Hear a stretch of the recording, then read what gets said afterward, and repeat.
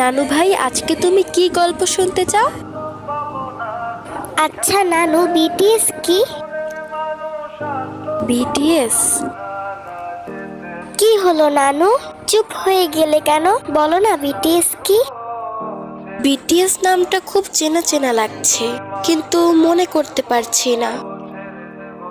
কে এই বিটিএস? কেন মনে পড়ছে না? নানু, তা নানু ভাই, তুমি এই নামটা কোথায় পেলে? কোথাও না নানু, তোমার রুমের একটা বইয়ের মধ্যে এই নামটা লেখা দেখলাম, আর সাথে একটা ছবি।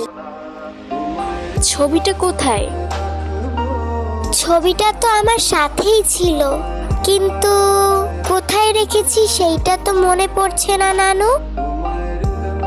আচ্ছা নানু ভাই, ছবিটা দেখতে কেমন ছিল?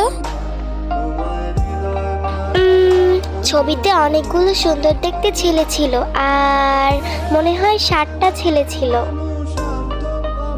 7টা ছেলে ছিল?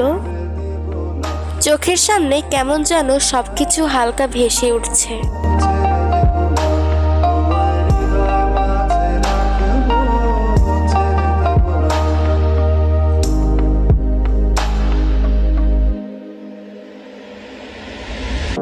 ভুবন মোহিনী গোরা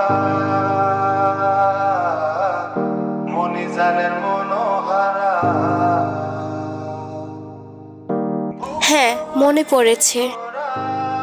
তাহলে বলো নানু, বিটিএস কি? বিটিএস হলো এমন একটা জিনিস যেখানে ছিল 7টা রাজা আর তাদের ছিল কোটি কোটি প্রজাপতি। সেই কোটি কোটি প্রজাপতিগুলোর মধ্যে আমিও ছিলাম একজন। তাদেরকে নিয়ে আমরা কতই না স্বপ্ন দেখতাম। তাদেরকে আমরা আমাদের জীবনের থেকেও বেশি ভালোবাসতাম। তারপর?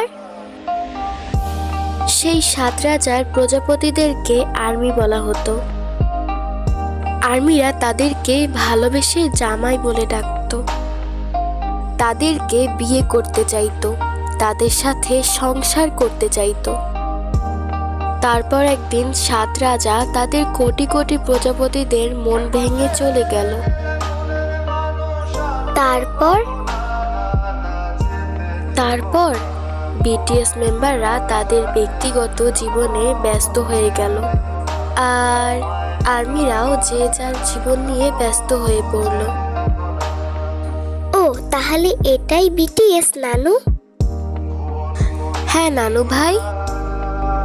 জীবনটা কি অদ্ভুত, তাই না? কোথা থেকে সময় চলে যায় কেউ বুঝতেই পারে না। এই তো সেই দিন বিটিএস ডিসব্যান্ড হলো। ভেবেছিলাম তাদের ছাড়া থাকতেই পারবো না, তাদের ছাড়া সময় কাটবে না, তাদের গান না শুনলে হয়তো মন ভালোই থাকবে না, হয়তো তাদের ছবি না দেখলে দিনটাই সম্পূর্ণ হবে না। এই তো সেদিনই বিটিএসরা ডিসব্যান্ড হওয়ার জন্য কতই না কান্নাকাটি করলাম। ভেবেছিলাম তাদের ছাড়া বাঁচতেই পারবো না, অথচ এই দেখো, এখন তাদের কথা আমার মনেই পড়ে না। তাদেরকে তো আমি ভুলে গিয়েছিলাম, মনেই ছিল না তারাও আমার এক সময়ের ভালোবাসা ছিল। আজকে যদি নাতনি আমাকে না মনে করিয়ে দিত, হয়তো আমার মনে পড়তো না, কিন্তু